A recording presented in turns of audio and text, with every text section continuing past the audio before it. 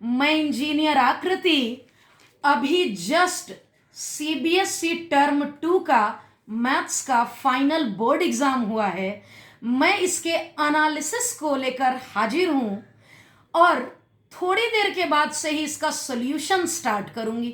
Paper का level moderate था और as per CBSE norms total 14 question पूछे गए, जिसमें सेक्शन ए में 2-2 मार्क्स के सिंपल क्वेश्चन पूछे गए। अगर मैं चैप्टर वाइज की बात करूं तो पहला चैप्टर इंटीग्रेशन का वेटेज बहुत अच्छा रहा।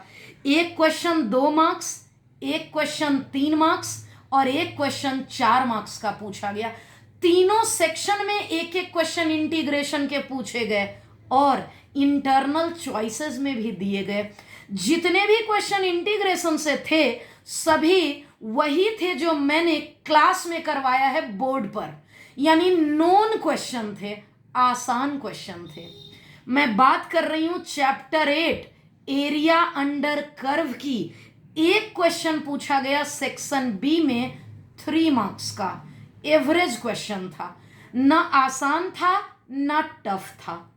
अब मैं चैप्टर 9 की बात करूं डिफरेंशियल इक्वेशन की। 2 क्वेश्चन पूछे गए, एक शॉर्ट क्वेश्चन 2 मार्क्स का, एक लॉन्ग क्वेश्चन 4 मार्क्स का। 4 मार्क्स वाले क्वेश्चन में चॉइसेस भी दिए गए। मेरे पास 2 सेट का पेपर आ चुका है, set number 1 and set number 3। मैं सेट नंबर 1 का सॉल्यूशन करूंगी। अगर आप बच्चों को सेट 2 का, आपको किस सेट का सॉल्यूशन चाहिए तुरंत कमेंट करिएगा। मैं इस वीडियो के जस्ट बाद नेक्स्ट बनाना स्टार्ट करूंगी और सॉल्यूशन सेक्शन वाइज प्रत्येक क्वेश्चन का डिटेल सॉल्यूशन अपलोड करती चली जाऊंगी। चैप्टर 10 वेक्टर अलजेब्रा की बात करूं, एकदम आसान, वेरी इजी कैटेगरी में 2 क्वेश्चन पूछे गए। पहला क्वेश्चन 2 मार्क्स का, दूसरा क्वेश्चन 3 मार्क्स का। दोनों क्वेश्चन का लेवल आसान था। अगर मैं 3D ज्योमेट्री की बात करूं, पूरे पेपर में इंटीग्रेशन और 3D ज्योमेट्री ही तो छाया हुआ था। 3D ज्योमेट्री की बात करूं तो तीनों सेक्शन में एक एक क्वेश्चन थे। 2 मार्क्स में भी एक क्वेश्चन, सेक्शन बी 3 मार्क्स में भी एक क्वेश्चन और सेक्शन सी 4 मार्क्स में भी एक क्वेश्चन।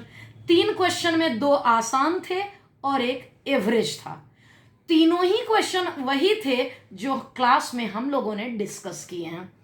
अब मैं लास्ट चैप्टर प्रोबेबिलिटी की बात करूं, जो पहला क्वेश्चन था सेट ए का, था तो सेम लेकिन थोड़ा सा ट्विस्ट किया था। एवरेज क्वेश्चन कह सकते हैं, इजी नहीं था। 2 क्वेश्चन 2-2 मार्क्स के पूछे गए, पहला और दूसरा। जो साधारण बच्चे होंगे वो घबरा गए होंगे क्योंकि ये दोनों क्वेश्चन में पहला जान पहचान का नहीं था, लेकिन दूसरा क्वेश्चन टेबल वाला था। आपको याद होगा सम 1 करना होता है, ये आसान था क्वेश्चन।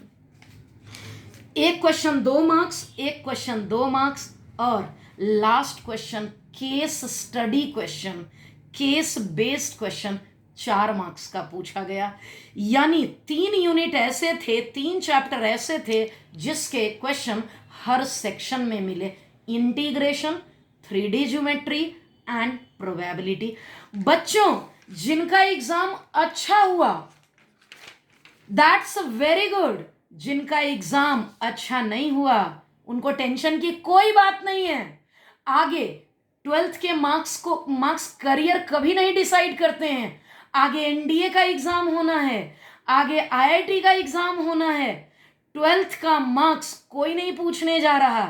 आप अगर एनडीए क्वालिफाई कर जाते हैं, अगर आप आईआईटी क्वालिफाई कर जाते हैं, इसलिए अगर एग्जाम एवरेज हुआ मजे करिए, खुश रहिए।